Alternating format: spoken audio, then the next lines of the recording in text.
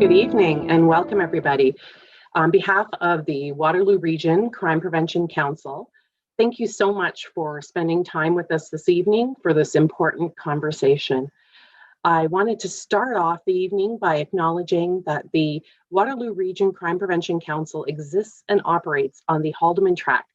This land was promised to the Haudenosaunee of the Six Nations of the Grand River and is the traditional territory of the neutral Anishinaabe and Haudenosaunee people.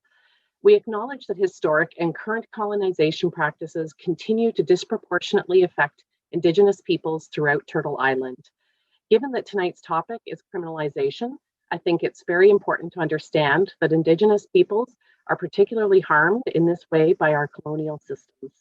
The recent news out of Kamloops is sadly only one horrific incident in a long history of harms. We're very grateful for the generous involvement of everyone involved in the Upstream Speaker Series. We sincerely hope that these events inspire equity-based improvements in all of our communities' safety and well-being. So welcome everyone. We're very pleased to present this session tonight. I'm pleased to let you know that we've had 238 folks register for the event. We are really hoping with these conversations that we'll be able to get the message out broadly and be able to share this important information with many people. So with that, I am going to just provide a brief overview of the Crime Prevention Council, our philosophy, and some of the work we do, and a little bit about some upcoming events that we have in our series before I hand it over to our speaker for the evening. So the Waterloo Region Crime Prevention Council has recently gone through an exercise to redevelop their vision and mission statement. We envision a safe, equitable, and just community where everyone has access to opportunities to thrive. Waterloo Region Crime Prevention Council consists of 40 members from the community. They represent a broad range of services and populations within the community. They're very dedicated volunteers that are committed to improving the society that we all live in. For many years, WRCPC has focused on identifying root causes of crime. And moving forward, we're really trying to focus on addressing on the foundational structures and harms under those root causes and moving upstream to the source, instead of treating the subsequent results further downstream. When we talk about harm, not everybody's familiar with what we mean by that. So what we mean when we talk about harms, harm encompasses the social, economic, psychological, and environmental injury or damage inflicted on individuals, communities, and society, either intentionally or unintentionally. And so what we focus on instead is upstream prevention. And with that upstream prevention, we're looking at addressing the harm before it occurs. This identifies systemic drivers that are causing the harm.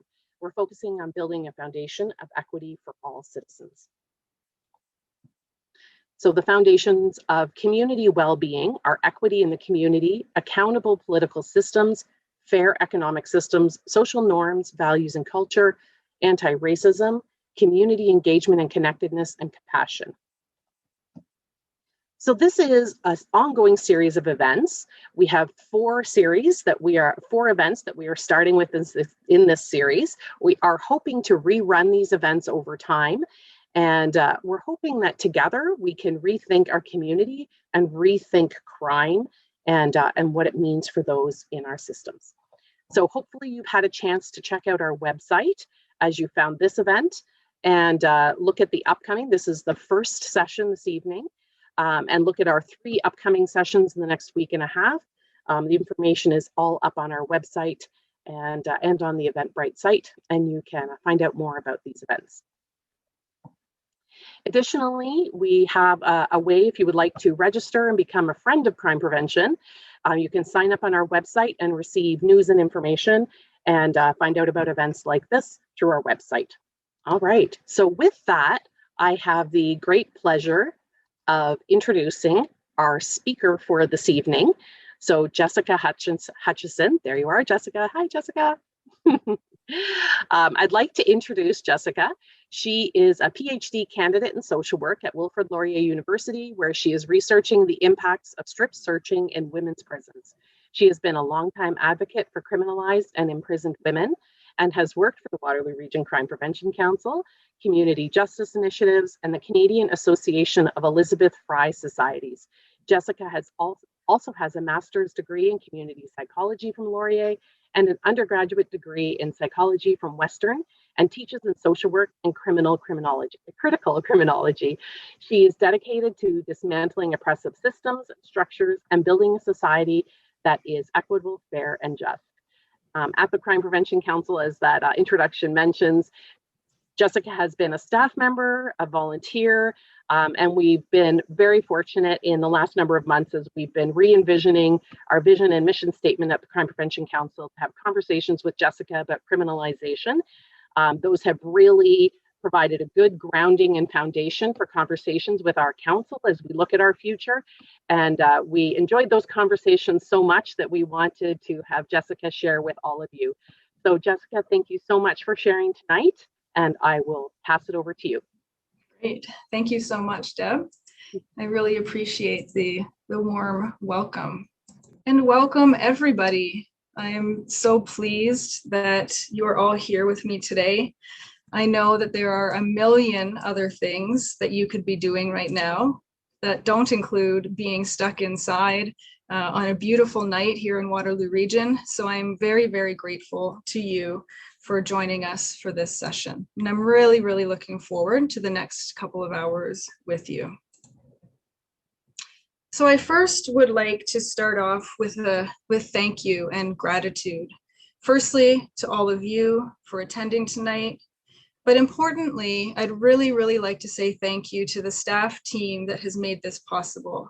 You know, it's one thing for me to just show up to an event and to say what I want to say, but the amount of work and logistics that goes into something like this is astronomical. So I really want to say thank you to the staff team at the Crime Prevention Council of Deb, Shama, Julie, Abby, Mariana, and Michael. They've put in countless hours of work to try to make sure that this event and the subsequent events run smoothly. So I'm really, really grateful to them. As I've been going through my process of decolonization through the Center for Indigeology at Wilfrid Laurier University, I've been taught that it's really important for us to acknowledge those of us who came before us and those of us who have laid the foundations for how we have gotten somewhere. So I would like to take this opportunity right now to acknowledge Christiane Sadler, who dedicated 2.5 decades of her work, sweat, and tears to create the Crime Prevention Council and bring it up to where it is now. So very grateful and humble to Christiane Sadler for her contributions, as well as all of the other teachers and mentors that I have had along the way. This is not an individual level journey, it is a collective journey, and I'm very grateful to everybody who has contributed to that. So as Deb mentioned, I am a PhD student at Wilfrid Laurier University in the Faculty of Social Work. And my supervisor is here on the webinar, Dr. Shoshana Pollock. Have the very good fortune of having her as my supervisor and my mentor. And I'm not going to take up too much time talking about myself, other than I am a white settler living and working and studying on stolen land. So I'm really working hard to work in relationship and to be in relationship with the original peoples of the land that I live on, which is the land of the Haudenosaunee, Anishinaabe, and neutral peoples. And I'm making a commitment to dismantle the oppressive and colonial systems that continue to cause harm and death to Indigenous peoples. And one of the ways I do that is through educational sessions like this. I like to engage in different ways of thinking about things and different ways of knowing. And I'm also in relationship with people, Indigenous peoples in our community, to try to work towards Indigenous sovereignty and self-determination. I have created this presentation as sort of a 101, a criminalization 101.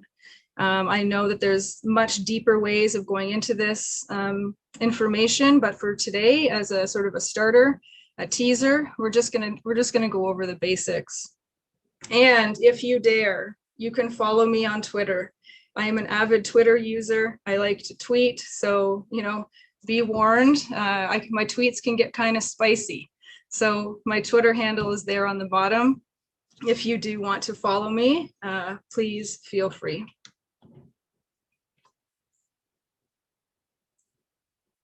So now there's an important part. You know who I am, but I don't know who you are. So I'd really like to get a chance to know you. So we're going to launch a poll, and the poll is really, really simple. So you should be able to see it now. And all you have to do, this is completely anonymous. We do not know who answers it. So it's completely anonymous. Just click on it, on the answer that applies to you, and click submit. Where are you joining us from? And what is your level of understanding of criminalization? Okay, so as we can see, the majority of people are joining from Waterloo region. Some are coming from in Ontario, but outside of Waterloo region. We have some folks from outside of Ontario, some from the US, and one from outside of Canada and the US. I think this is someone from Australia. So to you, I say good morning. I believe it's 7 a.m. Tomorrow. So good morning to you. So lots of people joining us. And the question around, I was nervous about asking this question at the beginning, because if everybody said that they know a lot about criminalization, then I was really going to have to step my game up. So I'm happy to report that most people know a little bit about criminalization. Some know absolutely nothing, which is perfectly okay. And then a good chunk know a lot. So this is great. I'm really happy that you're all here and that we're going to have this little journey together over the next little while. So thank you for indulging me in that. So when we have these conversations, they can be extremely uncomfortable because we're talking about things that grate up against the ways that we understand the world, our beliefs about the world, and it can be really uncomfortable. And not only can it be uncomfortable, but it can be extremely destabilizing. Like our little friend here, he's shaking on the bucket. He's feeling really destabilized. And when we engage in these kinds of conversations, it can feel as though the world is kind of shifting beneath your feet. And when that happens, often it's because our worldviews are often intricately connected to our identity. So we feel as though our identity is being attacked, but please do not take it as such, because this is not a shame and blame exercise.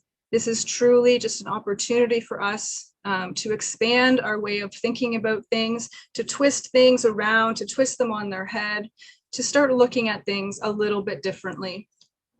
And I've given versions of this presentation multiple times, and I see a range of reactions, and they're all normal reactions.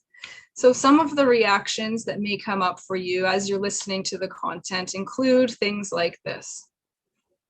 You might just be looking at me like, what is this woman talking about?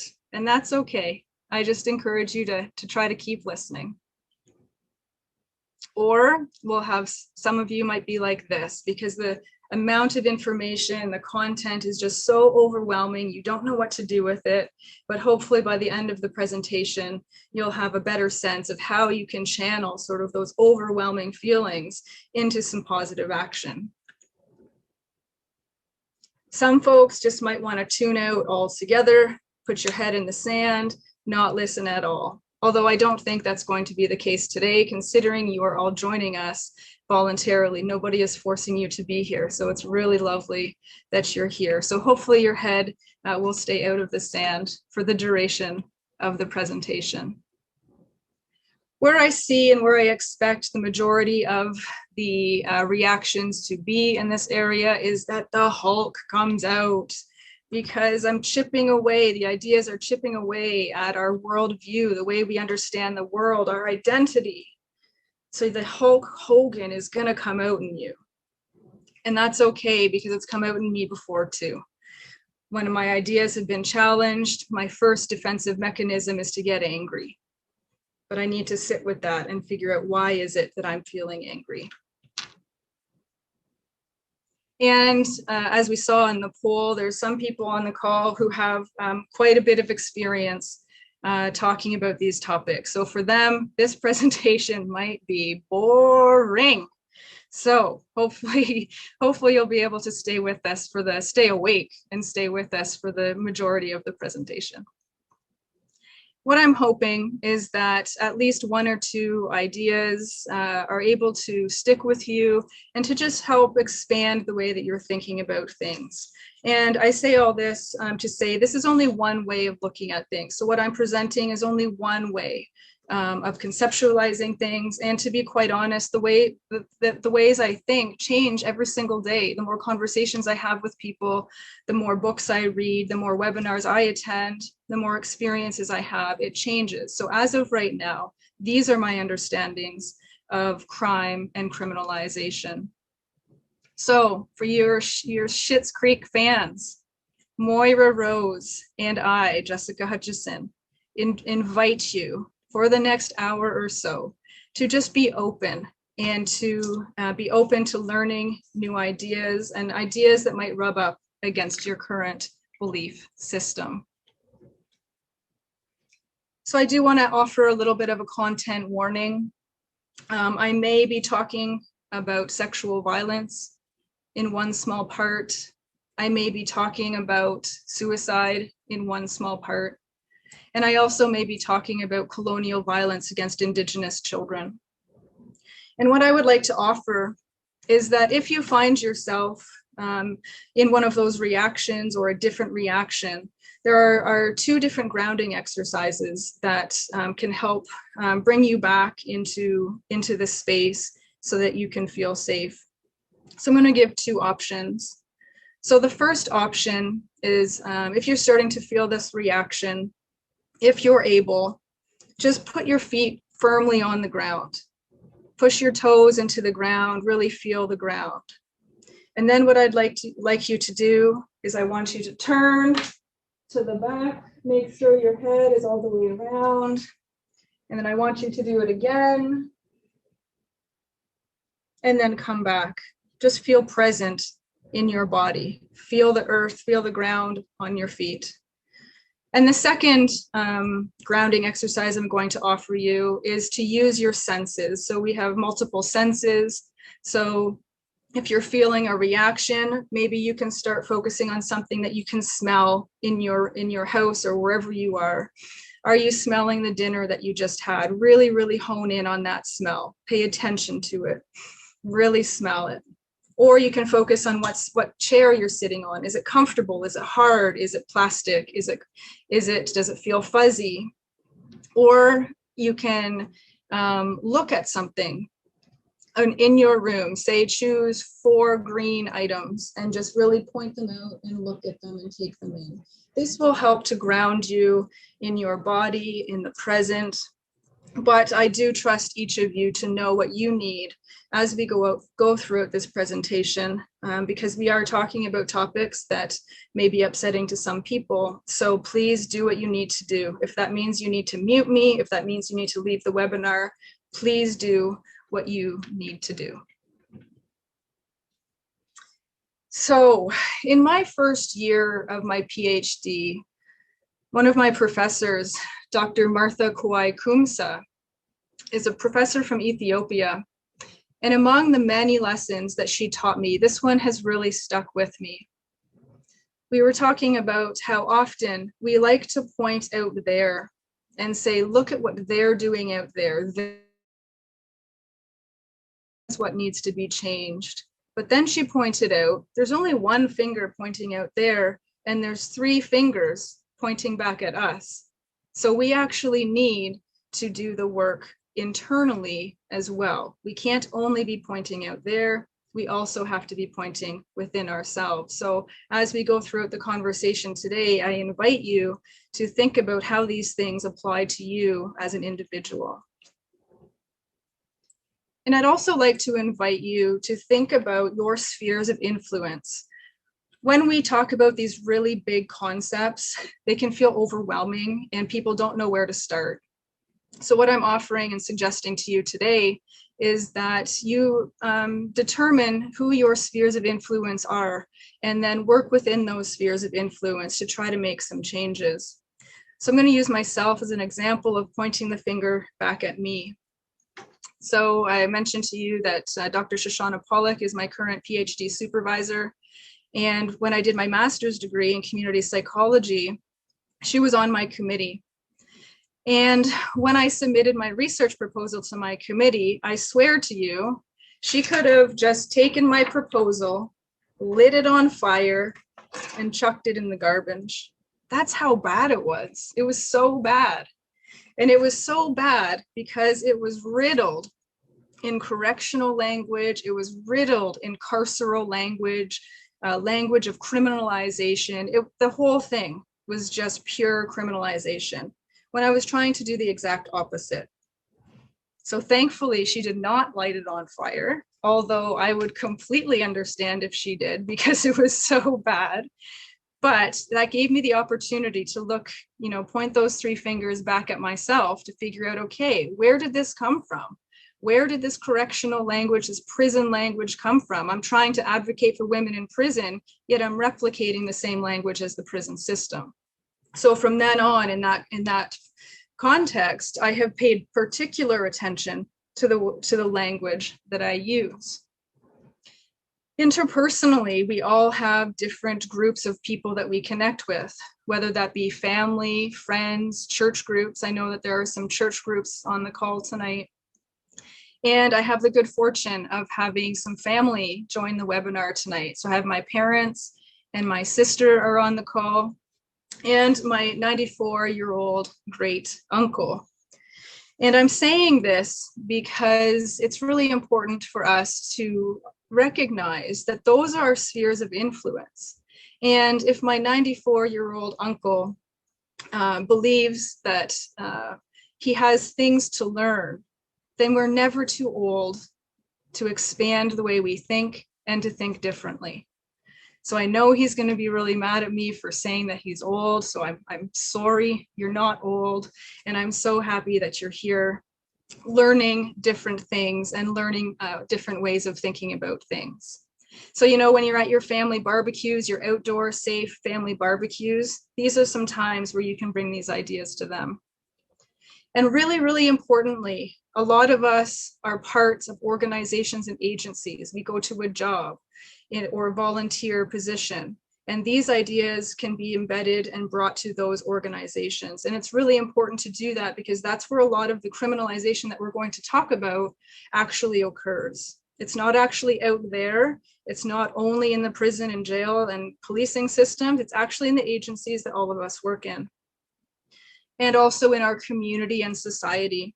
So we want to see how can we make our community a less carceral community and a more empowered community, one that is just, equitable, and fair. So just think about all of your spheres of influence as we go through the presentation. So a quick note about language. I am a really big stickler for language. How we talk about people, or how we talk, really creates our reality. So how it creates how we understand things. So when we talk about people and we call them things like addicts or criminals or offenders or inmates or ex-cons, we stigmatize them and we label them, and they all of a sudden become the other. We're the people, they're the other.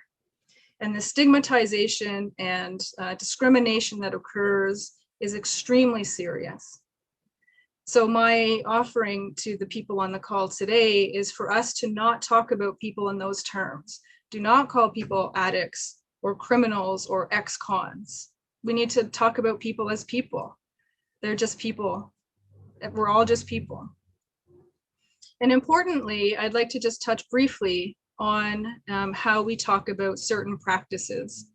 And I'm talking specifically here about practices that are in the prison system. This is a system that I know well, so I'm going to talk about it here.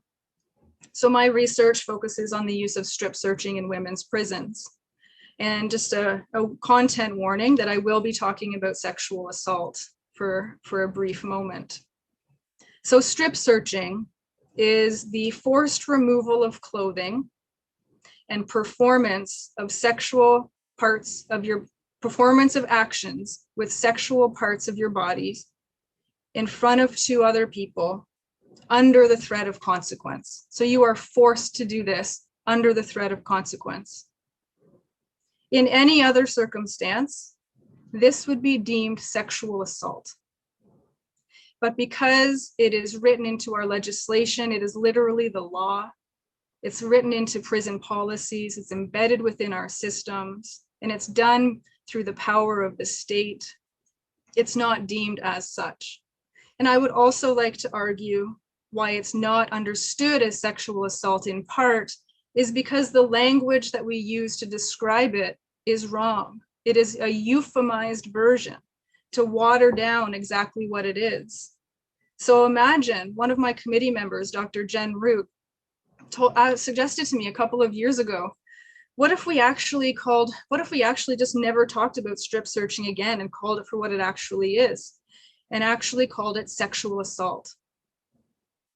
So could you imagine if we were talking about, a woman leaving the prison to go to work, and then when she comes back, we say she has to be sexually assaulted? That wouldn't fly.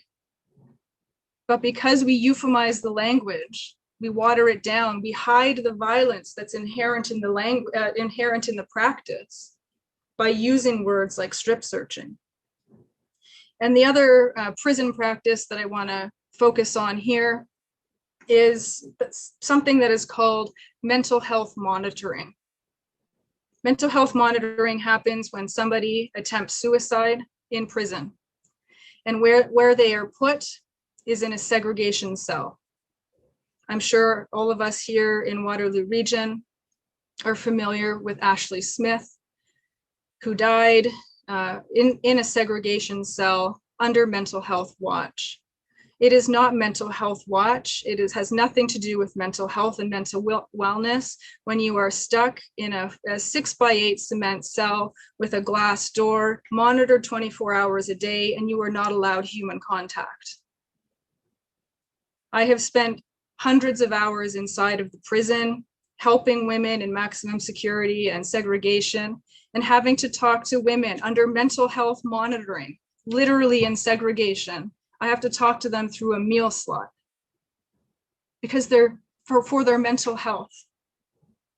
So the reason I'm saying all of this is that because we have to really pay attention to the language that is used and strip it down for what the practice actually is, because the way that it is described is actually not what's happening. To be very blunt, we could call mental health monitoring, we could call segregation, solitary confinement, we could call it Disneyland.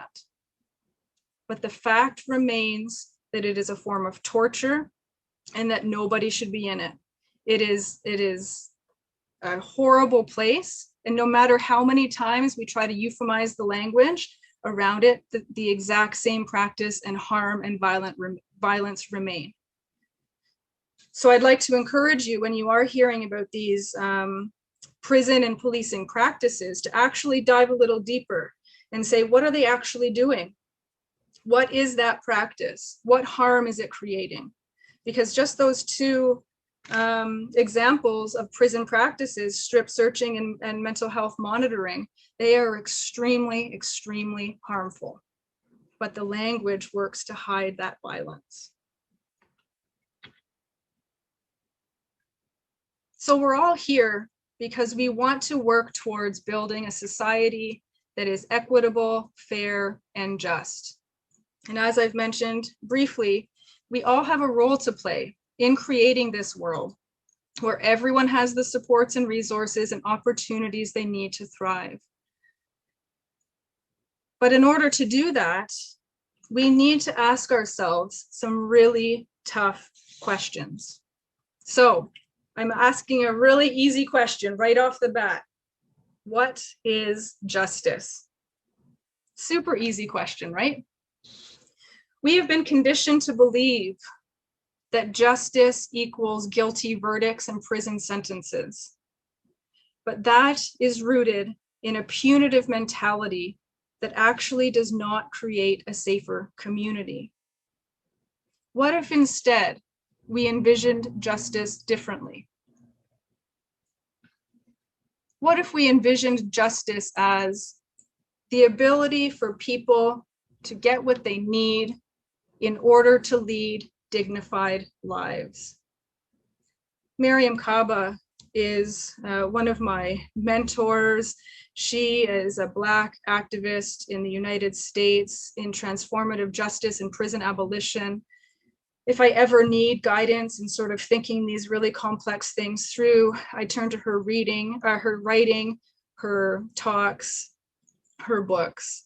She just has a beautiful way of saying things. And this quote, I heard it on a podcast, just sticks with me, because this to me is justice, giving people what they need in order to lead dignified lives. And that piece about dignified lives is so important to me, because it's not just about giving people the bare minimum so they might survive.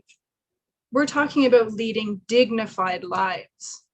So I'd like to offer that this is a good definition of what justice is.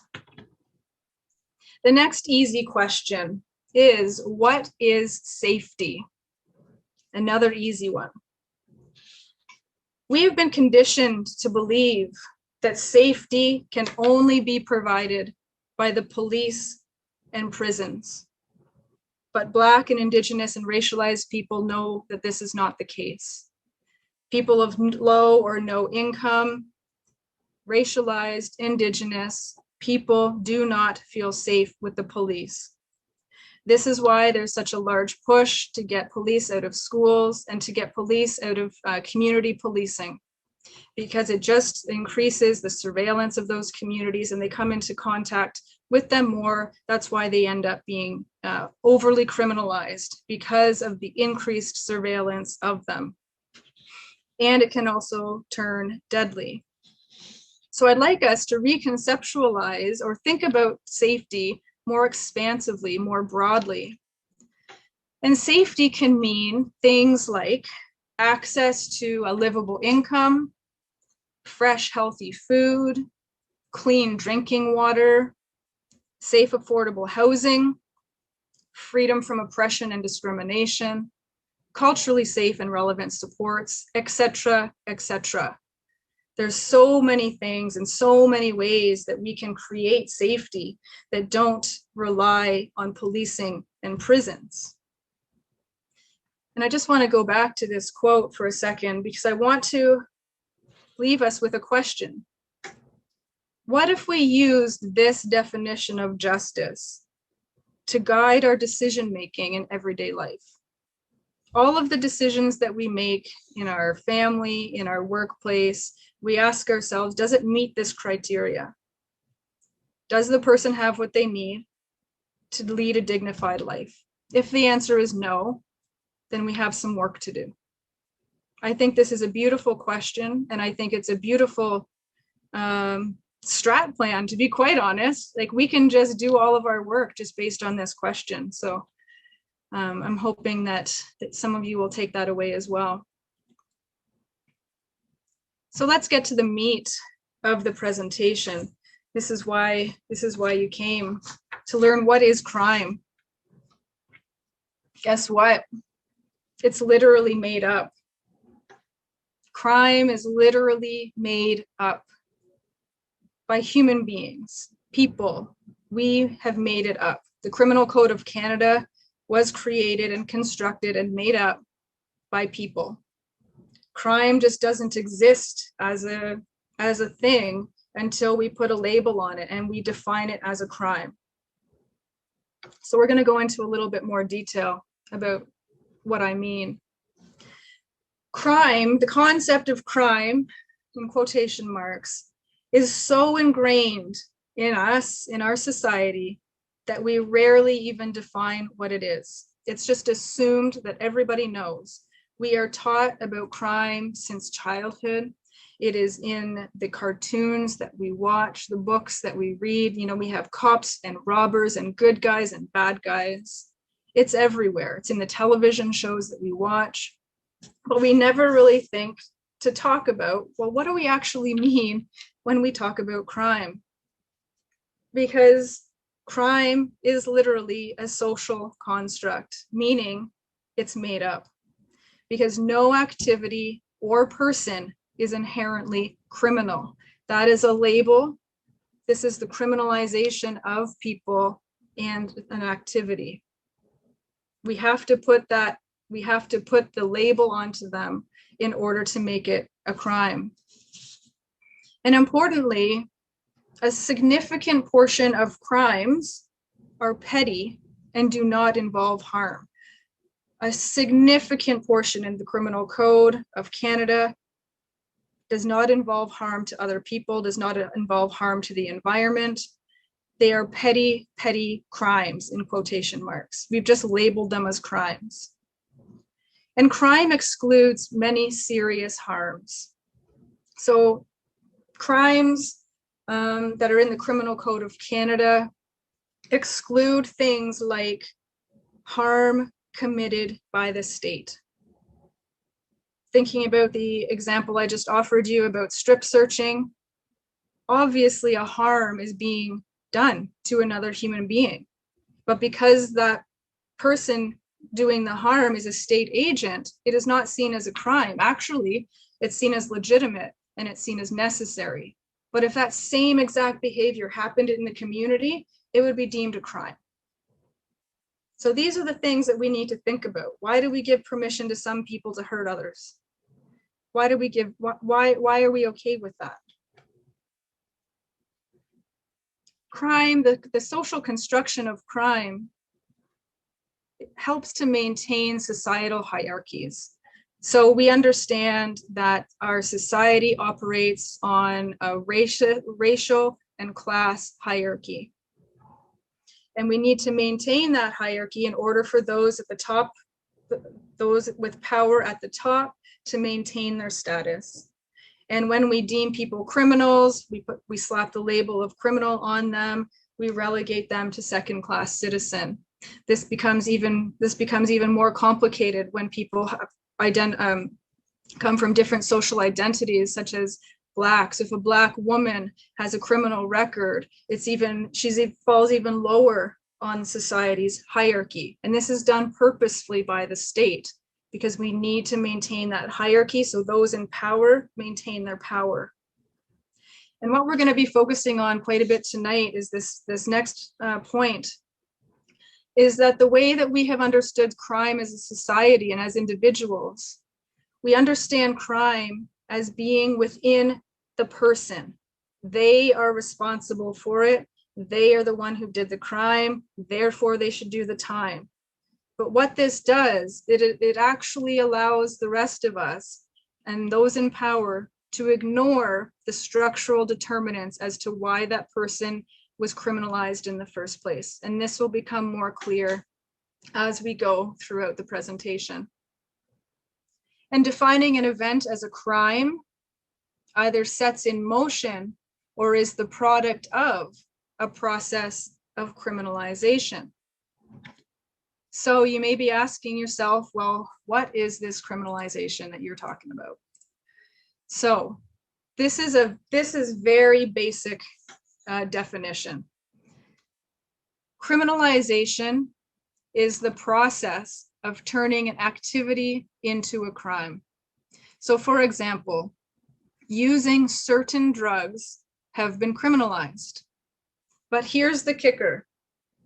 In 2018, prior to 2018, marijuana was illegal. It was criminalized. It was a crime. Therefore, the people who did it were criminals. But as of 2018, poof, it's no longer a crime, because guess what? Crime is made up.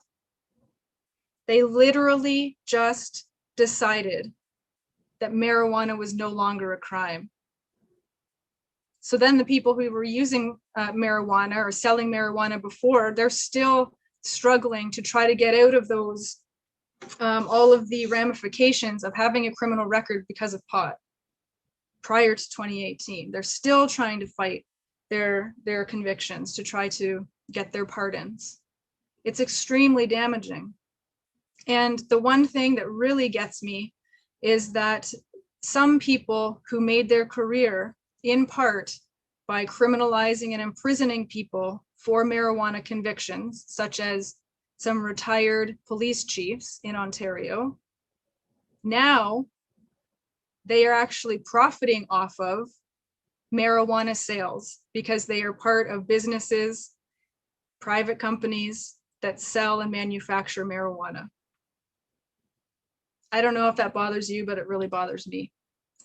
People's lives were literally turned upside down because marijuana was criminalized. And now the people who did the criminalizing are benefiting off now that it's legal. So this is just a really stark example of how literally crime is made up.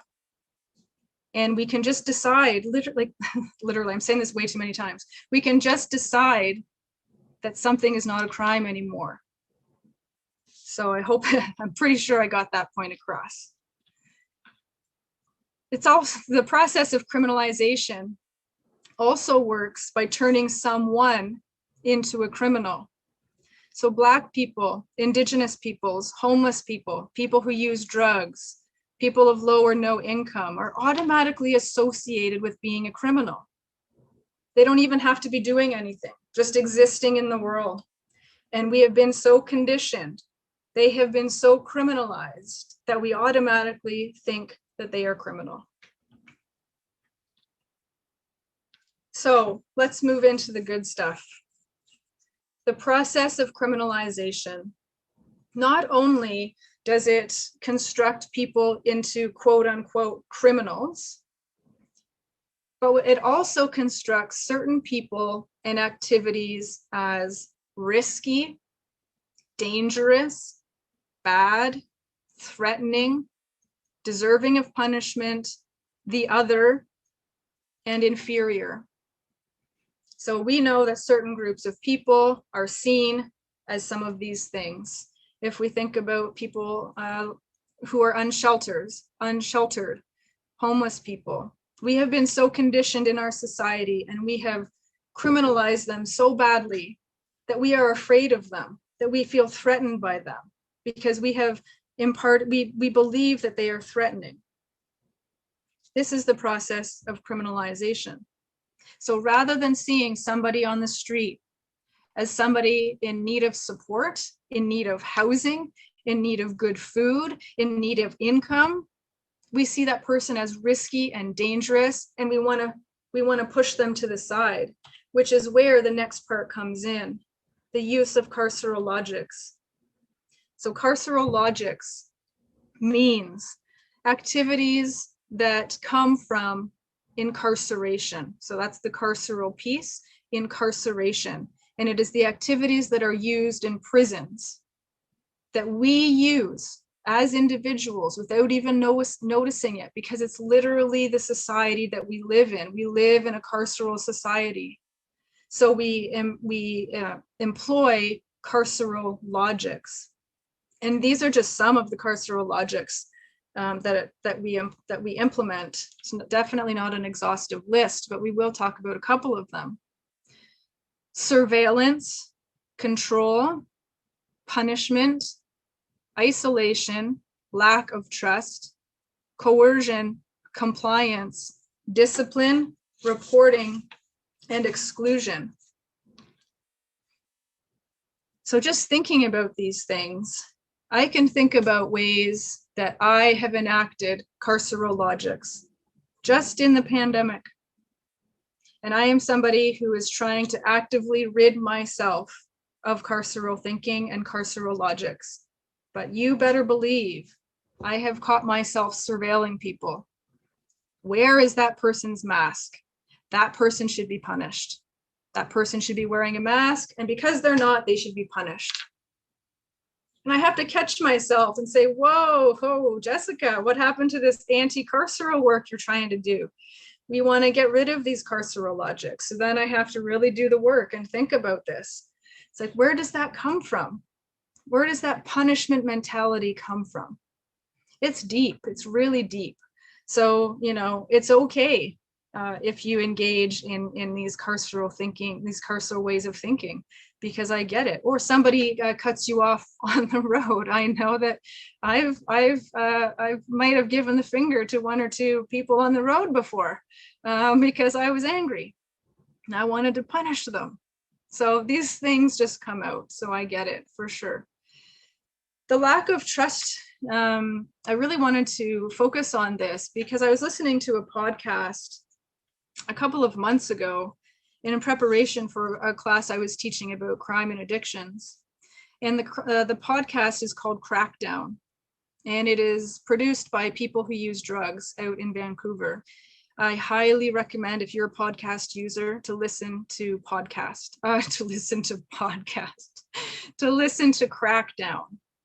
That is the podcast. It's a great, great podcast.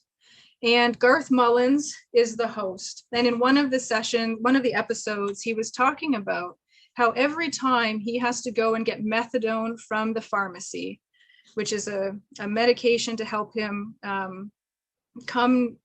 be stabilized off of using opioids. Every time he goes to get his methadone, they force him to pee in a cup to prove that he hasn't used drugs. So he was saying that this relationship is rooted in a lack of trust. So how can you have a positive relationship that is fundamentally starting from a lack of trust? So that was really meaningful to me.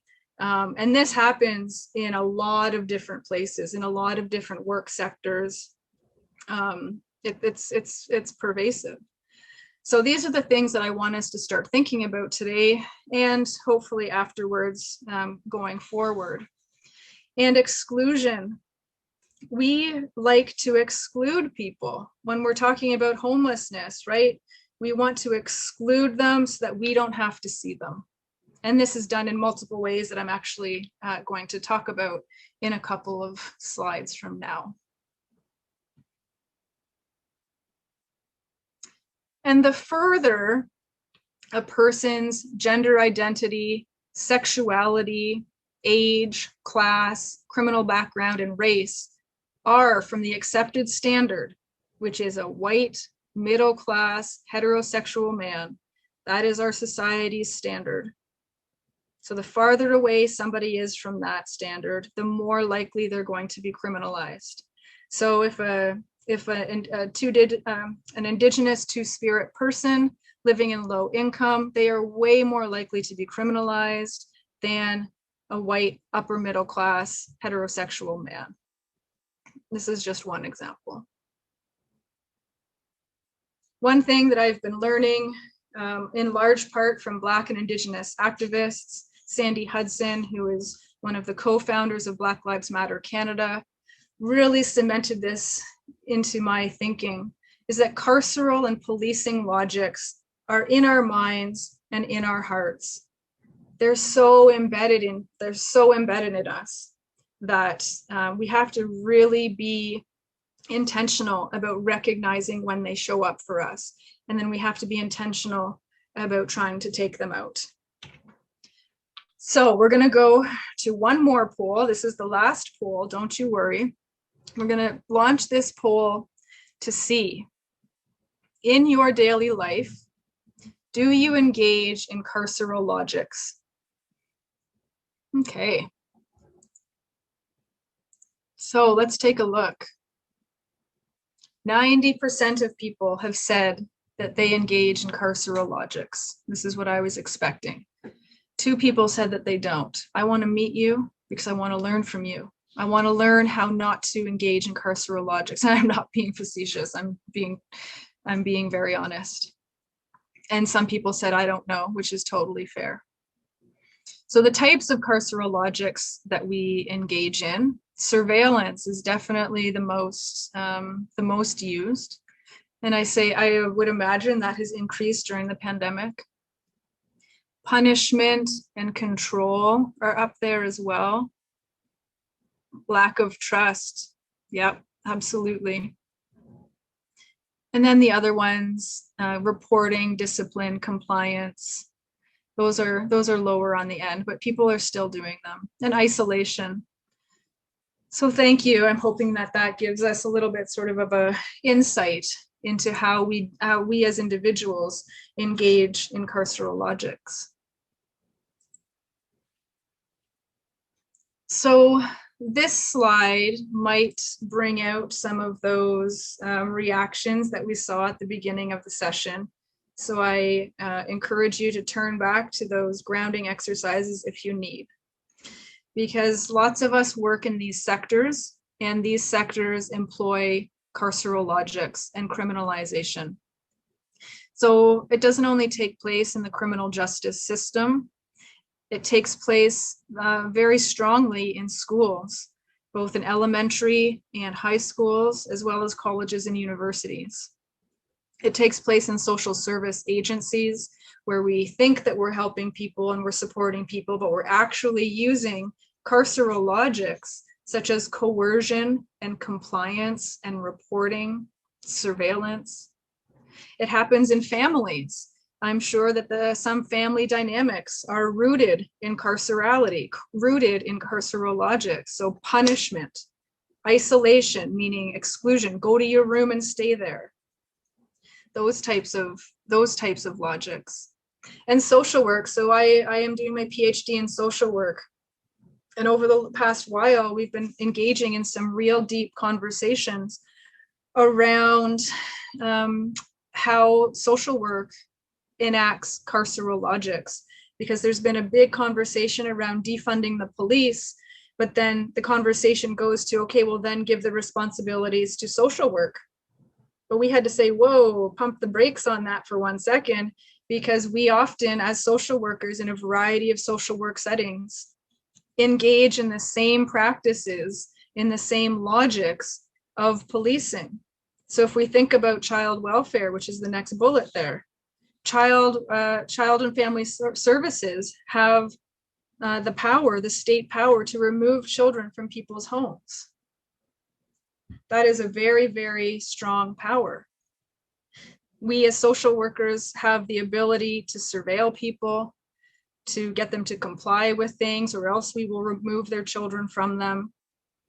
We have mandated reporting. So social work itself, we have a lot of work to do.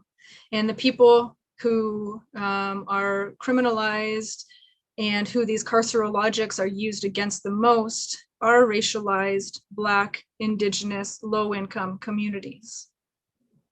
So we have some work to do, but the good thing is that we're trying to do the work.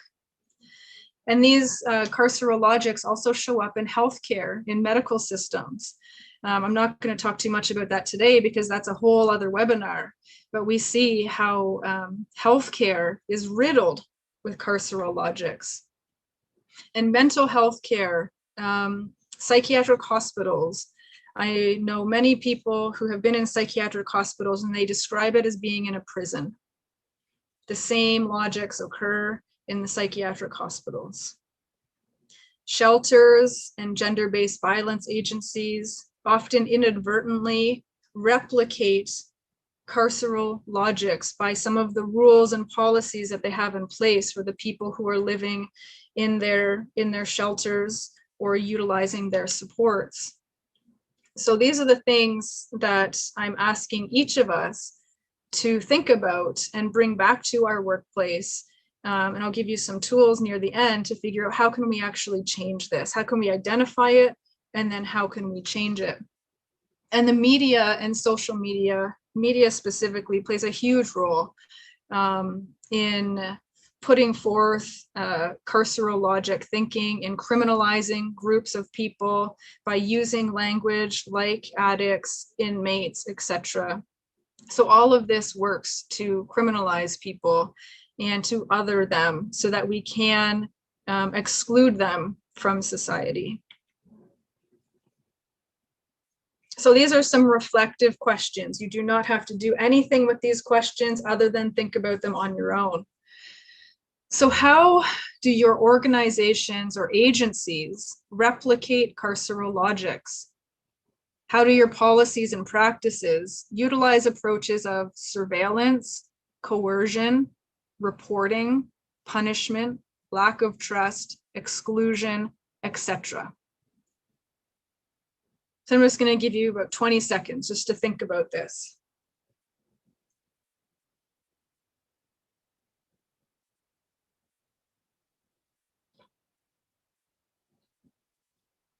You know your workplace is the best. You know what policies and practices you have in place. So I'm certain that you will be able to identify, oh shoot, this is actually coercive. Or when we're asking people to report back to us when they come back into the shelter, is that a little bit, is that carceral logic, having them to report to us? So take these questions to your agencies for sure. So I'm just going to go over some quick examples, and these are just examples. There are a million more we can do, but I'm just choosing them for the sake of time and to get the points across. So examples of criminalization of homelessness, poverty, drug use, but only certain kinds of drugs. So let's stop here for a second. It is 7:30 on a beautiful Thursday night. I'm sure that some of you have in your hand a glass of wine or a nice cold beer after a hot day. But those drugs are not illegal. Only they used to be back in the 20s, but only certain drugs are deemed illegal. And we're going to talk about that in a second. We've criminalized mental illness, sex workers, Blackness and indigeneity, non-white immigrants, social justice movements, etc., etc. So here are a few practical examples. So the criminalization of drugs and people who use drugs. In 2020, over 5,200 people died from a preventable opioid-related overdose poisoning in Canada. Said differently, 5,200 people overdosed from an opioid poisoning in Canada in 2020. 5,200 people. And over 20,000 people have died from these poisonings since 2016. And I bring this up because in large part, they have died because of criminalization. The drugs they're using in large part are illegal. And because drugs are illegal, we have an unsafe supply of street drugs. So that glass of wine that you're enjoying right now, imagine if you didn't know what kind of alcohol was in it, or the potency of the alcohol is in it. That is what's happening in street level drugs. It's not, we don't know what is in the drugs. There is an unsafe supply. So people are purchasing one thing, thinking they're getting something, and they're actually getting something else because drugs are illegal. So they have to get it from the illegal market. If drugs were legalized and regulated like alcohol was, we wouldn't be experiencing these issues. So not only do we need a safe supply, but we need them to be regulated and legalized so that we know exactly what is in the drugs. And in the pandemic, there's been a skyrocket in death because people are using alone.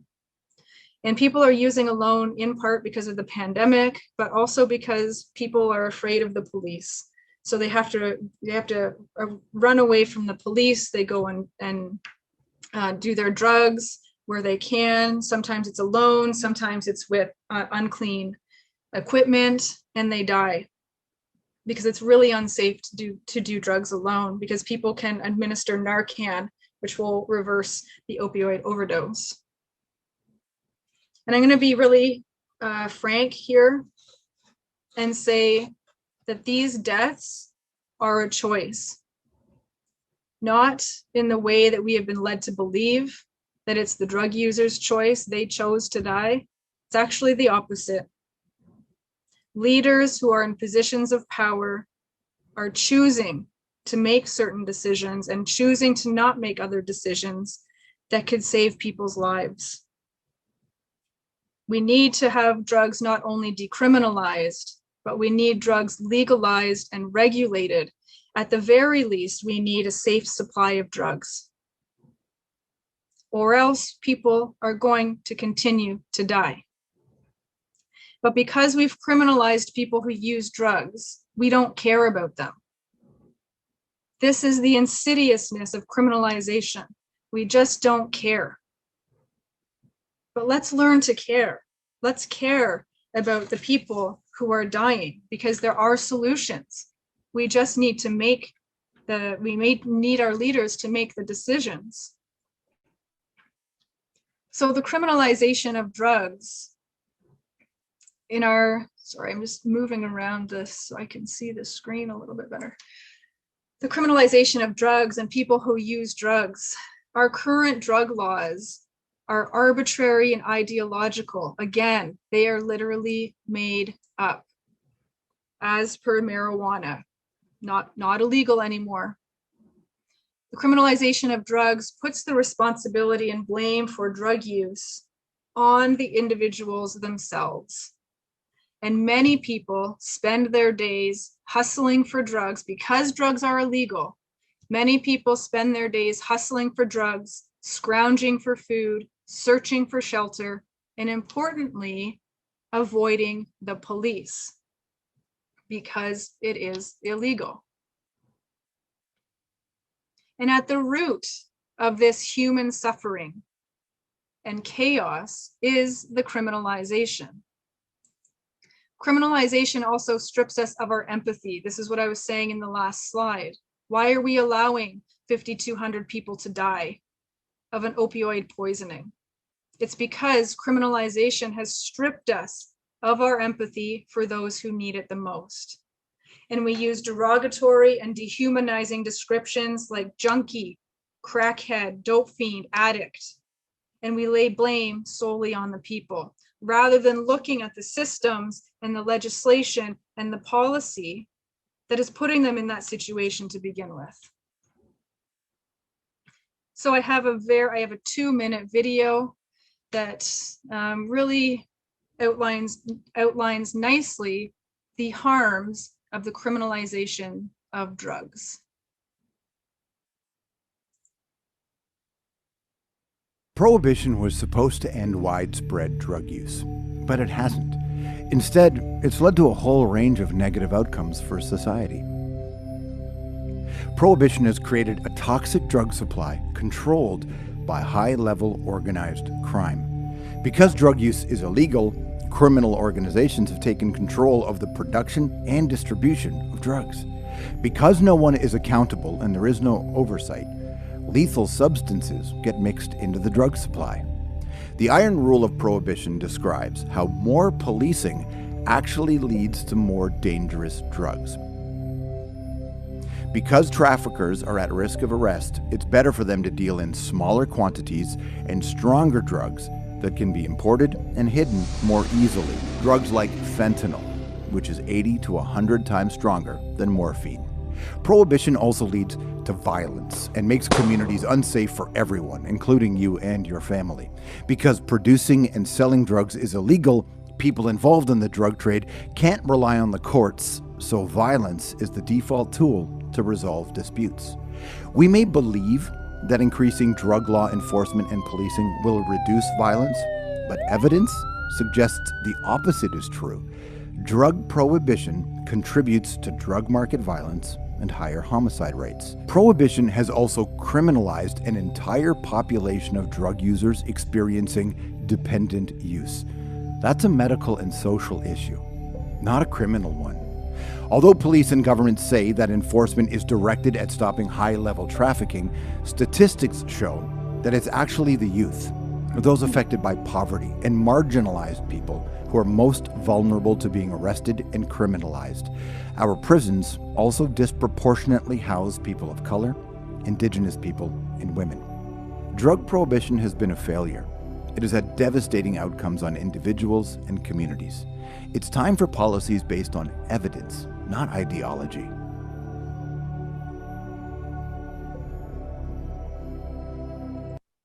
Yeah, so that video, I just think it was just released maybe 6 months ago, does such a beautiful job of showing the harms of criminalization, and actually turns upside down our belief that more police will create less drug violence and result in fewer drugs being on the street. But we know that that's not true.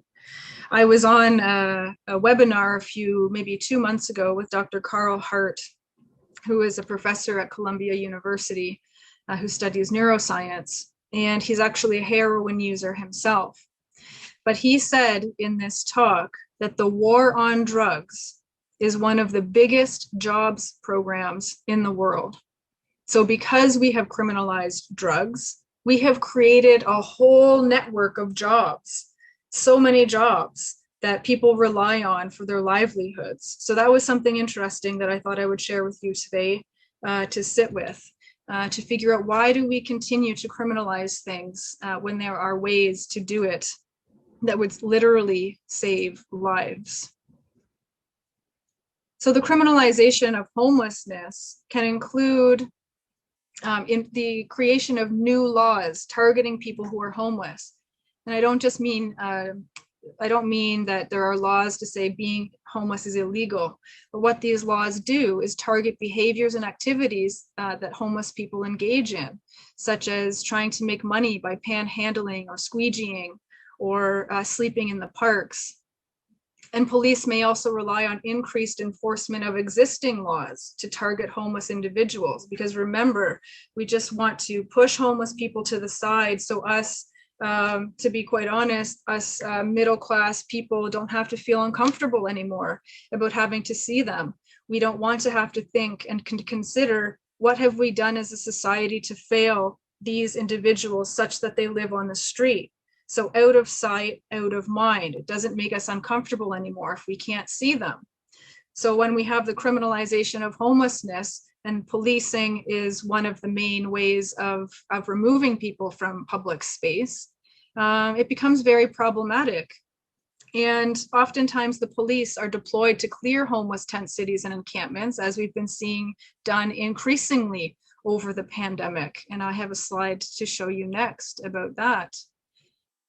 It's really important in our region of Waterloo, because 30% of people who come into contact with the police in their police intelligence notes. So another way of saying that is 30% of people who police card are homeless. They don't have a permanent address. We don't want homeless people coming into contact with the police at increased rates. This is a picture from Toronto last year, where their tent city is being destroyed. I don't know about you, but I don't want to live in a society where this is okay. This is not okay. This is his home. And because we don't want to see it, we will bring bulldozers and take his belongings and sometimes throw them in the trash. That's how little we think about people who are homeless. And the thing is that people who are homeless are subject to the attention of the criminal justice system, not for what they do, but for who they are and where they are. So because they don't have private spaces, they are highly visible. They are in public space and their poverty is highly visible. So that is why they come into contact with the criminal justice system. It's not because they are inherently bad or dangerous. Another way that the criminalization of homelessness happens is through hostile architecture. And I remember the first time I learned about hostile architecture, I nearly threw up. Not exaggerating. I got sick to my stomach, knowing that communities create anti-homeless architecture to keep them away from public space. So if we see on the left-hand side, there's a grate that gives up warm air. So there are these little spiky things on this grate, so homeless people can't get warm in the winter. The middle picture is showing a park bench or a bus shelter bench where the seating is wavy and there are bars in the middle of the seating so that homeless people can't lay down. And under this underpass, there are cement spikes so that people can't lay down there. This is extremely disturbing to me. I hope that it's disturbing to you. And what I would encourage you, if you do, when I taught this in my class this past semester, the students just were flabbergasted that we would do this to people, human beings. So they wanted to know, what can they do? So what I encouraged them to do is to go find, go around the cities that they lived in, find some hostile architecture, and then write to their elected officials and tell them this is not okay. This is not how we treat people in our community. So I would encourage you to do the same. And there's a whole bunch of other anti-homeless architecture out there. These are just 3 examples. And right now in Waterloo Region, we're having a major crisis. A Better Tent City is a little community of people who live in tiny homes, but the lot that they are living on is being sold, and they have to find a new location in the next few weeks. And what we see happening is we see a lot of NIMBYism happening, not in my backyard. So they tried to get permission to go into one of the rural communities yesterday, and the public backlash was strong and fierce, saying that they're dangerous, they don't want them near their children. Again, it's that construction, it's that criminalization of people who are literally living in these tiny homes. So this is how carceral logics work. This is how criminalization works. NIMBYism, not in my backyard. So it's that exclusion. Let's exclude them and push them to the side. I don't want them here. So that's what's happening right now in our region. The criminalization of Blackness. As I mentioned before, Blackness has been criminalized for so long that just existing, not even doing anything, is automatically associated. Black women, Black people, Black men are associated with being a threat and being danger. In Waterloo Region, Black people are documented in police intelligence notes at a rate of 4 times their population. So let's think about language again. Police intelligence notes is a euphemism for carding. So Black people are carded at a rate of 4 times their population in our region. At the Center for Addictions and Mental Health in Toronto, so remember, this is for mental health, Black patients are restrained, physically restrained, and perhaps chemically restrained 44% more often than white patients, and 22% more than patients overall. This is because their existence is deemed as threatening. Black people make up 9.5% of the Canadian prison population, but only 2.5% of the overall population. And this is in large part because of the over-surveillance, the over-policing of Black communities. Of course, if you have over-policing in neighborhoods, they're going to find crime, because remember, crime is made up. So if you're in a neighborhood, if you're in my neighborhood, you're going to find some crime, you're going to find some people to arrest, but the police are not in my neighborhood, let me tell you. They are in neighborhoods that are low income, racialized, Black, Indigenous, and that is why the astronomical rates of people in the justice system are racialized. For those of you who are educators on the webinar, it's really important for us to notice and to try to change how Black students are treated in our schools. Black students are disproportionately expelled from elementary and high schools. And this is where the school to prison pipeline starts. So Black students engaging in the same types of behaviors as white students, the Black students get sent down the punitive measure, the punitive road, they get expelled, they get suspended, they go to a different type of school, and then they get in conflict with the law. or the white students engaging in the exact same behavior either don't get in trouble at all, or they just get sent down the path of support. So we really need to work on this in our school systems, because of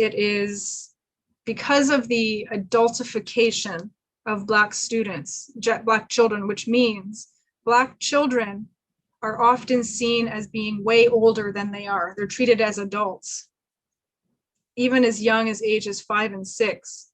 And we had that example from Peel, the Peel region a couple of years ago, where a 6-year-old Black girl had the cops called on her at her school, and she was handcuffed at her school, a 6-year-old. Try to think if that would ever happen to a white child. Absolutely not. And there was a case in Rochester at the beginning of this year where a young child, I can't remember the age, I think 7 or 8, was handcuffed and pepper sprayed by the police because children are adultified. At that young age, they are being treated in very violent ways. In Waterloo Region, 17% of police use of force in 2020 were against Black people, and Black people only account for 3% of the Waterloo region. So they are significantly overrepresented in the use of force by police. In the wake of the discovery of 215 Indigenous children buried in a Kamloops residential school, I made this tweet. And I know these stats off the back of my hand, so I just made this tweet one morning. And I said, the genocide of Indigenous peoples in Canada is not a thing of the past. 42% of women in federal prison are Indigenous. 52% of children in foster care are Indigenous. And thousands of Indigenous women and girls are missing and murdered. The genocide of Indigenous peoples is not back then. It is not only when residential schools were in existence. It is happening now through a whole variety of different mechanisms, including imprisonment, and really importantly, including foster care. I'd like us to take a moment and just take that number in. 52% of children in foster care in Canada are Indigenous. We are separating Indigenous children from their families, from their communities, from their nations. But let's not get it twisted. This is done on purpose under the guise or under the service of colonialism. As a nation state, as a settler state, meaning that white European settlers like myself and my ancestors came over to Turtle Island, which is Canada and the United States, and took by force the land. And that is still happening. So colonialism is always about the land and access to land. So white people, the white state, we always want access to land. And how do we do that? We have to get rid of Indigenous peoples. We have to separate them from their families. We have to separate them from their nations. And there are a whole bunch of different strategies for going about doing that. And current modern day foster care is one of those ways. So I'm encouraging you to, if you are bothered by the 215 Indigenous children who were found, which I'm sure everybody on this webinar is, there are things that you can do now to try to change policies and practices to make sure that Indigenous children stay with their families, they stay with their kin, they stay with their nations. The one good thing about this tweet is at the bottom. I'm not sure if you can see it, but it got a lot of attention rather. And that gave me pause, and it gave me hope that, as one of my committee members, Dr. Kathy Absalon, she's an Anishinaabe scholar and one of my mentors, she says that we need to wake up from our colonial coma. As white people, as non-Indigenous people, we have been in a colonial coma. So I think that we are slowly awakening from this coma to realize the genocide that is currently happening against Indigenous peoples. And we have a responsibility to change this, and we can do it. Everybody in this webinar has the capacity to make change in different ways. And just really quickly, because I'm at the end of my time, the criminalization of social justice movements is not a thing, it's not a new thing. All of the racial justice movements back in the 50s and 60s were heavily criminalized. The Black Lives Matter protests last year and this year, for that matter, are heavily criminalized. They are pepper sprayed, they are arrested, they are shot at, because they are fighting for their lives, literally fighting for Black liberation. And the state doesn't want that. The state criminalizes them for fighting for their own lives. And Indigenous land defenders here in Canada, it's really important for us to pay attention to this. If we look out to Wet'suwet'en, they have been so criminalized out in Wet'suwet'en, out west. The RCMP is constantly surveilling them, constantly arresting them. And here in Ontario, Landback Lane, 1492 Landback Lane is heavily surveilled by RCMP.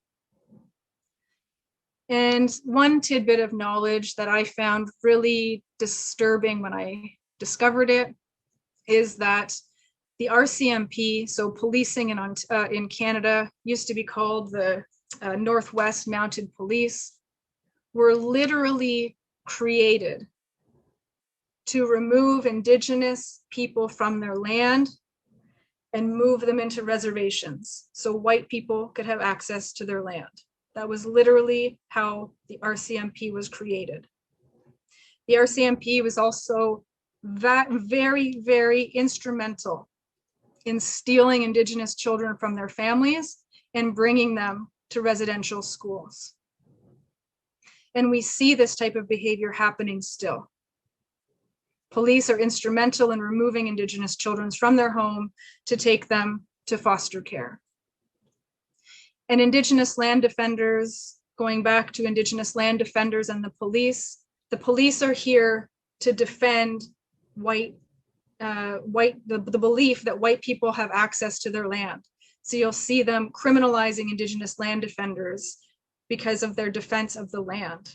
And you just need to pay attention to it in the media. It's everywhere in the media, but we also have to pay attention to how the media frames it, right? So ask yourself the question, well, that's odd. I thought it was Indigenous people's lands to begin with. So if they're just defending their own land, why are they being criminalized? So these are all questions that we need to ask ourselves. And lastly, at the local level, we see that anti-racism and liberation movements have becoming increasingly and disproportionately criminalized through the pandemic by literally fighting against white supremacy and racism right here in our region. 2 Indigenous activists have been recently criminalized, and those 2 Indigenous activists are also on the region's anti-racism committee. So they've been criminalized for engaging in the anti-racism work they're supposed to be engaging in, but they're engaging in it in a way that the state doesn't like. So that's why they're being criminalized. And those of us who are vocal about it, who are vocal about fighting against the power of the state, we get criminalized as well. So we need to really pay attention to these things and make sure that, and we need to pay attention to it, and we need to push back against it, and we need to name it. We need to call it out when we see it. So wrapping up now, criminalization is rooted in white supremacy. And I know the white people on this call, those defensiveness are going to come up. I'm going to say, white supremacy, I am not a white supremacist. We live and breathe and swim and eat white supremacy all day long. This is literally the society that we live in. It is built on norms of whiteness, and anything else is deemed as the other and is bad. Criminalization, as we've seen, is rooted in anti-Black racism, colonialism, anti-Indigenous racism, patriarchy, and capitalism. These are all huge concepts that we're not going to be able to get into today. But just if you're going to take something with you, I would suggest you take this. Criminalization, the purpose of criminalization is so that those in power can continue to maintain access to land, resources, and money, capital. It's all about that. It all comes down to this. Those in power maintaining this. And how do we do that? We do that by criminalizing certain groups of people. So why does this matter? How we understand the root causes of an issue affects how we address it. So for example, rather than blaming people who are homeless for coming into contact with the police, we need to understand it as a failure of policies and legislation, such as safe, affordable housing, livable income, over-policing, criminalization of drugs, agency policies and practices. So instead of saying that homeless person needs to do X, Y, Z, we instead focus on why is he in that situation in the first place? And it's because of a failure of policies and legislation. If he had access to a safe, affordable house, a livable income, if he wasn't over-policed, if drugs weren't criminalized, he wouldn't be coming into contact with the police. So we need to focus on these systemic level issues because systemic problems require systemic solutions. It's so easy to just focus on individual problems and say they need to fix it because it's way easier for us. Why on earth would we say we need to like dismantle this whole system? That's so hard, but that's what needs to happen. It has to happen or people are going to continue to be harmed. And importantly, we can address current needs while also making structural changes. So yes, people are in need of support right now, but at the same time, we also have to be making these really big structural changes to the things I just talked about. We can't get our way out of homelessness, for example, by only attending to the needs and being reactive after somebody is already homeless. We need to prevent it from happening in the first place. And we are all part of the system, which means we all have a role to play. So I bring us back to this, our spheres of influence. Everybody in this webinar has different spheres of influence. So I'm hoping that you can take tidbits of information that you've learned today back to your spheres of influence to really think about how can we make some changes in our organizations, in our friend group, in our community. So what can you do? What are some concrete things that you can do? One is you can identify carceral logics within yourself and work to shed them. I do it every day. I try to identify how is that carceral, and then I try to replace it with something else, something more positive, something more compassionate. You can identify how criminalization operates, criminalization and carceral logics operate in your family and your workplace, and make changes. This is so important for those of you who are here on behalf of your work. Please bring this back to your work and identify how are your policies and practices enacting carceral logics? How are they replicating the prison and policing systems? And what we need to do is we need to reimagine. We're so stuck in our ways. It's like as though we can't think of any other way of living. But we really, really need to reimagine how safety can be achieved. And going back to the beginning, safety is not about prisons and policing. Safety is about having access to the things that we need. And of course, Deb will talk at the end, but please attend. There's 3 more sessions in this series, so please attend those. I'll be attending them as well, because there's just so much knowledge in this region that we can tap into and learn from each other, and they're free, even better. So the last thing I'm going to leave us with, because it's just so motivational and inspirational for me, is justice is the ability for people to get what they need in order to lead dignified lives. Let's live our lives and make decisions based on this framing of justice. And if somebody or a group of people don't have what they need in order to lead dignified lives, then we need to do something different. So thank you. That was a lot of talking. I'm sorry I just talked at you. It's so hard on Zoom, on a webinar. I can't see you. I hope that you're still awake. But now we are going to take a 5-minute break. Please come back. There's going to be a timer on the screen. Julie will put a timer on the screen. And then we can engage in some questions and answers. Okay. Hi, everyone. Thank you so much for staying on the call, for engaging with the topic. I know that a lot of it was difficult to think about because it's often not the ways that we think about how we've been conditioned to think about crime and criminalization and who's a criminal. And I thought they were a criminal, so don't they deserve this? So there are a few questions in the chat. There's a few themes that are coming along. One of them is about resources. So where can we get more resources? My main, I wish I had enough time to talk about transformative justice. So transformative justice is one of the approaches to living in a world where we don't operate from carceral logics. So I would recommend that people read anything they can get their hands on about transformative justice. Mariam Kaba, who was that quote at the beginning and the end, she is the leading she's a thought leader in that area. And she has given us a lot of tools. There's actually toolkits. She has a website called Project NIA, N-I-A, which is geared towards youth and transformative justice. I'm thinking that perhaps, down the road on Upstream Series 2, we could talk about, okay, now that we know what carceral thinking, carceral logics are, now what do we do? How do we get ourselves out of this? Now that we're getting ourselves out of this mess, what do we actually replace it with? So I'll use an example because a couple of the questions were about, well, what do we replace it with? And I'm going to use a very small example. When I teach, I try to teach from a non-carceral perspective.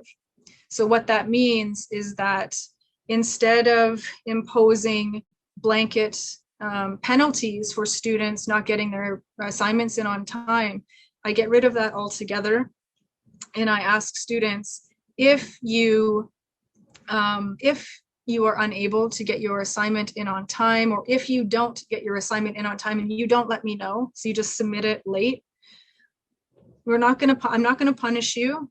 You're not going to get automatic marks taken off. But what we're going to do is we're going to have a conversation around accountability. And this is where accountability comes in. And I think it's important for us to make sure that when we say we don't want to rely on punishment systems anymore, it's not as though we want people who cause harm to just go and not be held accountable. It's actually the opposite. We want people to be held accountable in meaningful ways. So how can we hold people accountable in meaningful ways? That is the question. And transformative justice provides us a really nice framework for that. In restorative justice, there's a couple of questions about what do we do when harm, what do we do when harm is enacted, but we don't want to go through the regular punitive carceral system, whether that be the psychiatric system if the person has some mental health issues, or they don't want them to go to jail. What can be some options?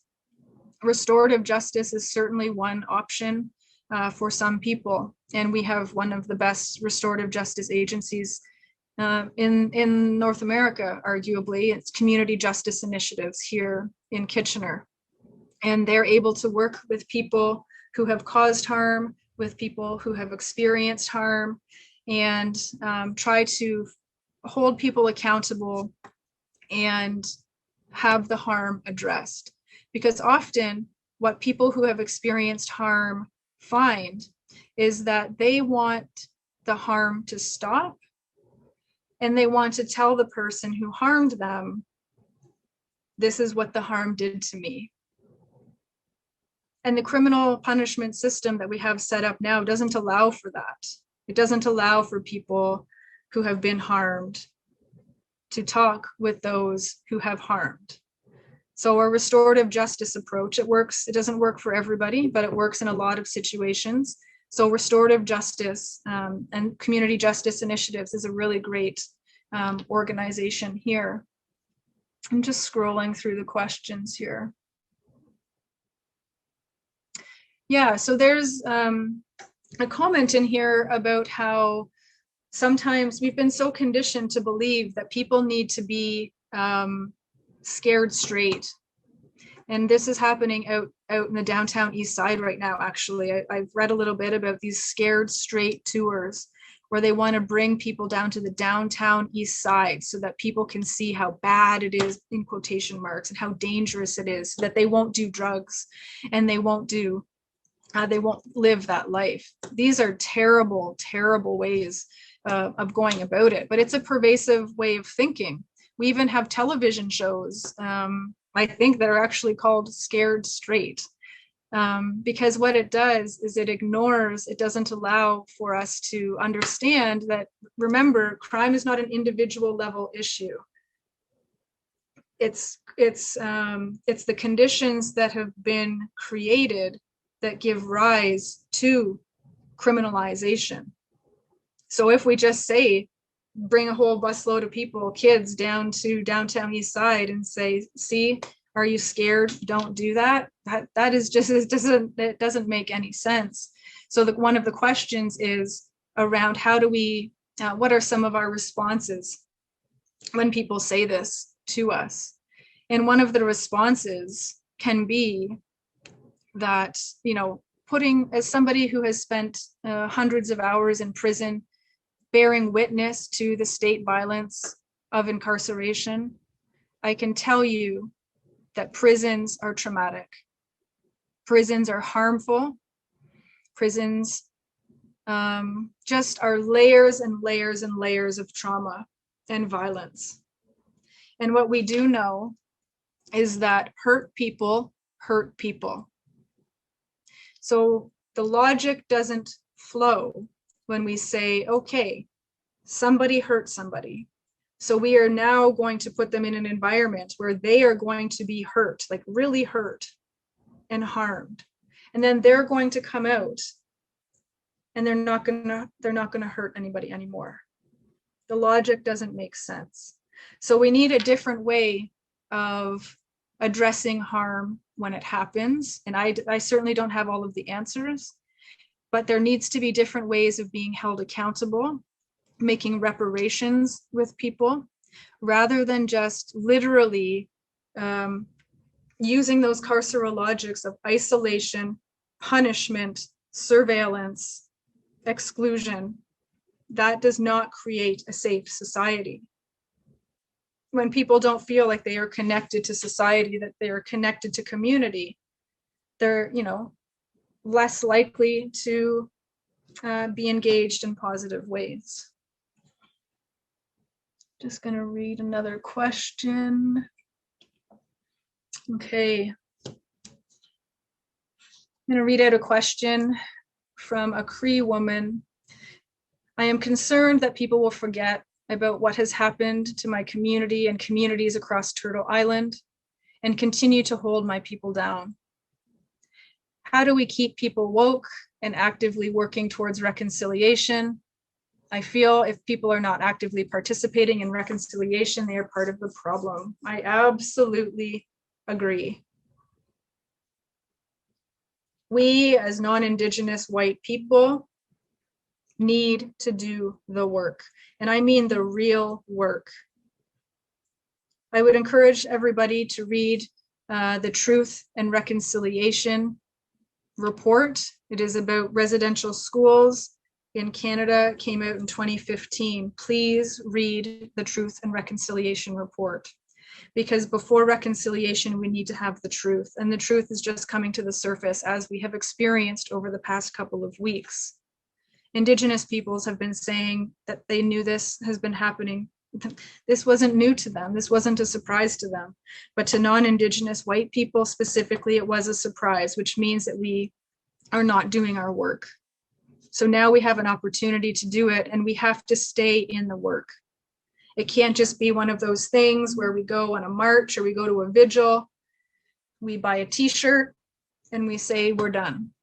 We actually need to make systemic level changes, right to your MPs, right to your MPPs, your local officials. Try to make policy changes within your organizations or your spheres of influence that you have.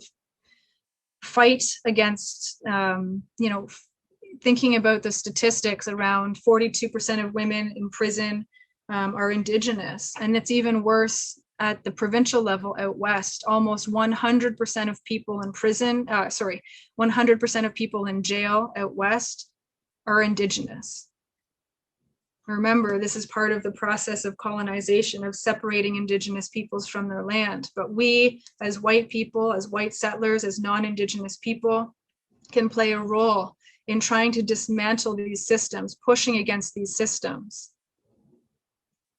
We have to do this. This is no time for us to go back into our colonial coma. We need to stay awake from our coma. All right, just reading a couple of more questions.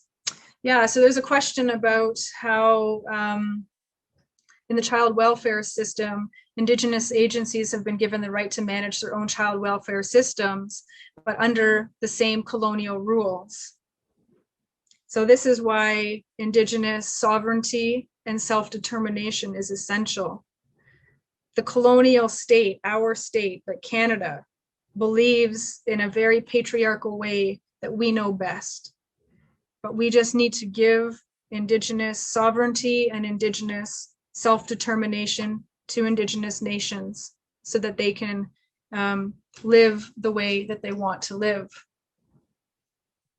Okay. Deb, I see you coming on. Mm-hmm. Well, yes. I wonder if you were searching for questions. Jessica, I know that you were willing to stay on for a few more minutes and answer questions, but maybe just for, since we're approaching 8:30, I can just maybe make a few closing remarks. Please, yes. Okay, awesome, thank you. All right, so we do still have quite a few folks on the call. So thank you very much to everybody for joining us on this evening and this really, really important conversation. And just, of course, a huge thanks to Jessica.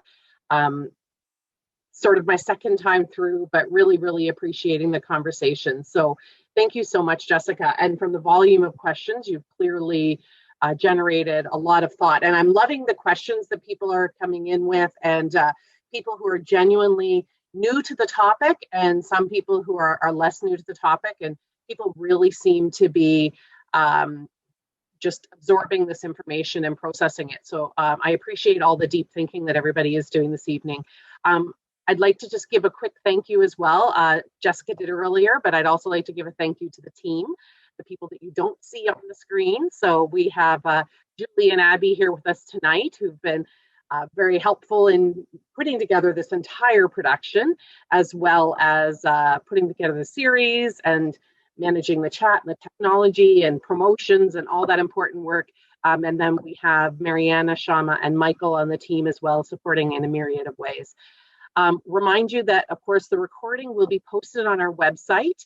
And if you haven't yet signed up for the other sessions in the series, I strongly suggest you do. I think this conversation is definitely the foundational one that will set you up for the rest of the conversations. So with that, I think that was, I do want to remind you, when you leave the Zoom call, there will be a survey. We do encourage you to fill that out. The feedback is really, really helpful for us as we design these events. Definitely in the virtual world, we're learning new things all the time. So please do that. There's an opportunity there as well to sign up to become, as I mentioned before, a friend of crime prevention. If you want to hear more about the work that we do, become more involved with our work. I think that's it for me. Just once again, thanks to Jessica. And so for those of you who want to stay, Jessica will be able to continue answering a few more questions. But for those of you that have other things you need to do, We really appreciate the time you've spent with us this evening and just the openness to this conversation. Yes, thank you. Thank you, everybody, for staying engaged in this topic. I really, really appreciate it. I'm kind of losing my voice, so sorry if it kind of kicks out there. If I could run over with a glass of water, I would, Jessica. Thank you. So there's a question in the chat about solitary confinement class action lawsuits. There's quite a few class action lawsuits at the provincial and federal level happening against people who have been kept in solitary confinement for significant periods of time. It has been declared as torturous for people to stay in solitary confinement for 15 days or longer. In my personal experience, witnessing and supporting people in solitary confinement, any amount of isolation is a form of torture. It is unbearable to be in a 6x8 cell with nothing around you, nobody to talk to, just you there and your thoughts, being monitored 24 hours a day. That is not a humane way to be. That is not humane. So we need to think of different ways to engage with people and to support people who are struggling, particularly people with mental health issues. I cannot iterate this enough, but when we see people in prison and detention centers being sent to solitary confinement after they attempt suicide or exhibit signs of mental illness.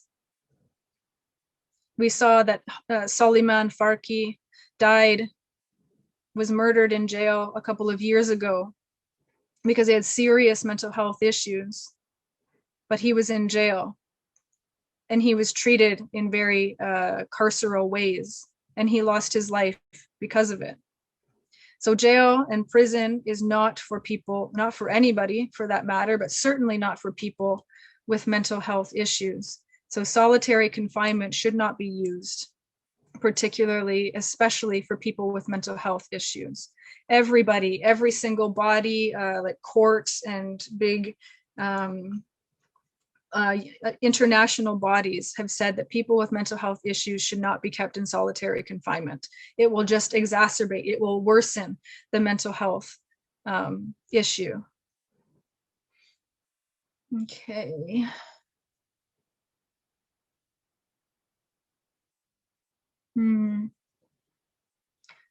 Some questions are pretty personal, so I won't say them out loud.